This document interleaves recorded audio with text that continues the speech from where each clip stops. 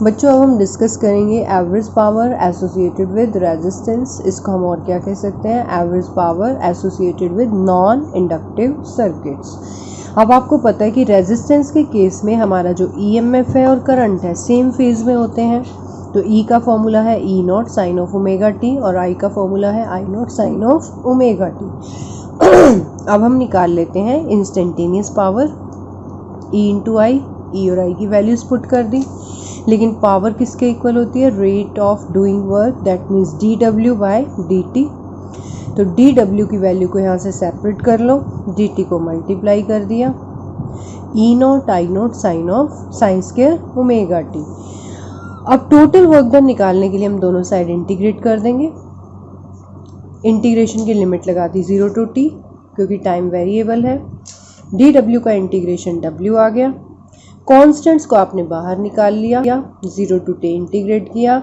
Sign square omega T को हमने क्या लिखा, 1 minus cos 2 omega T by 2 into d T. इनको दो पार्ट्स में डिवाइड कर लिया। इस 2 वाले फैक्टर को भी हम बाहर ले आएंगे।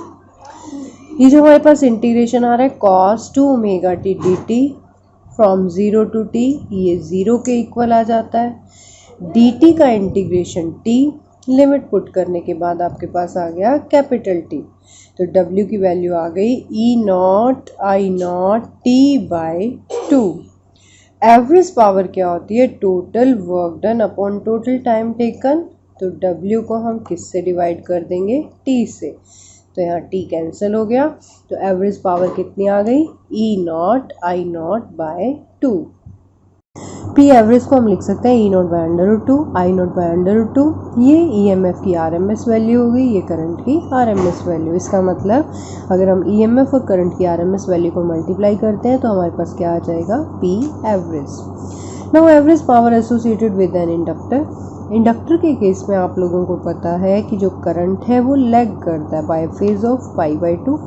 तो ईएमएफ का फॉर्मूला मैंने क्या ले लिया, E naught sine of omega T, और करंट का क्या ले लिया, I not sine of omega t minus π/2।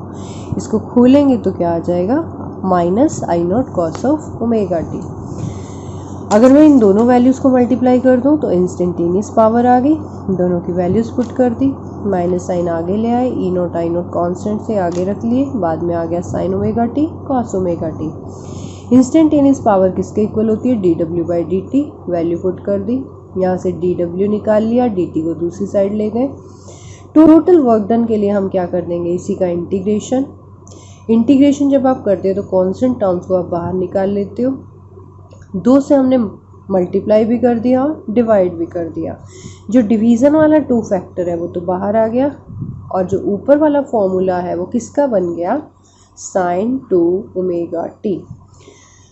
Sign का इंटीग्रेशन होता है minus cos 2 omega T. 2 omega t का डिफरेंशिएशन 2 ओमेगा, डिवाइड कर दिया, लिमिट्स पुट कर दी, 2 ओमेगा को भी बाहर ले आए। अब यहाँ ओमेगा की वैल्यू क्या पुट कर दी, 2 पाई बाय कैपिटल टी। पहले से 2 था तो ये हो गया 4 पाई बाय कैपिटल टी। पहले अपर लिमिट पुट कर दी, फिर माइनस लोअर लिमिट, टी से टी कैंसिल, कोस 4 पाई माइनस कॉस 0 आ गया हमारे पास। अब हमने देखा कि वर्क डन तो 0 आ गया, क्योंकि कॉस 4 पाई भी 1 होता है, कॉस 0 भी 1 होता है, तो टोटल वर्क डन 0। तो average power associated with an inductor is 0। इसी तरह से हम कैपेसिटर का केस भी डिस्कस कर रहे हैं। कैपेसिटर के केस में अगर ईएमएफ है E naught sine of omega t, capacitor में करंट वोल्टेज को लीड करता है, आगे चलता है, इसलिए यहाँ पर क्या आ गया, प्लस π/2। इसको भी थोड़ा सा खोल लिया, I naught cos omega t आ गया।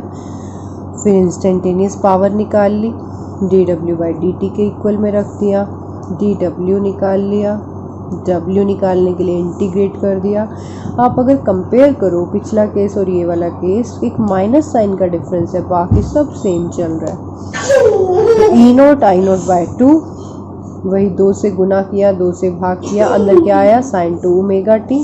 साइन 2 ओमेगा टी का इंटीग्रेशन फुल साइकिल के लिए 0 के इक्वल होता है। तो वर्क डन कितना आ गया, 0। अगर वर्क डन 0 आया तो एवरेज पावर भी 0।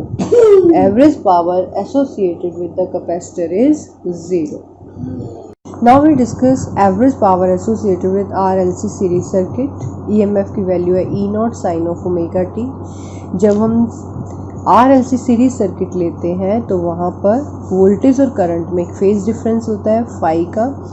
अगर हमारे पास VL is greater than VC है तो यहाँ पर EMF करंट को 5 फेज से लीड करता है, या करंट EMF से पीछे चलता है 5 फेज से। तो इसलिए हमने लिख दिया I is equal to I not sine of omega t minus 5। Instantaneous power निकाल ली, वैल्यूज़ पुट कर दी, इसको dW/dt के इक्वल में रख दिया। dW निकालने के लिए dt से इधर मल्टीप्लाई कर दिया।